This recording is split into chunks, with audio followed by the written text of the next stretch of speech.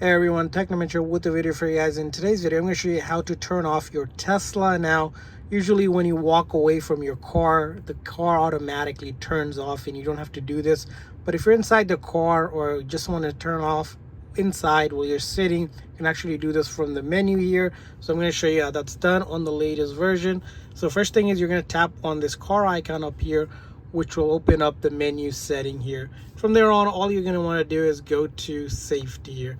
And from safety, you're going to scroll down right below all the way at the bottom. Just keep on going. There's a power off or turn off basically, and you can click on that, and then it's going to ask, do you want to turn off? And then turn it back on. You can just put your foot on the brake and it'll turn it back on. But we'll go ahead and power off and that's how you turn off or power off. And I hope this video was helpful. If so, please consider a like and subscribe button for more tips and tricks for Tesla. See you guys next time.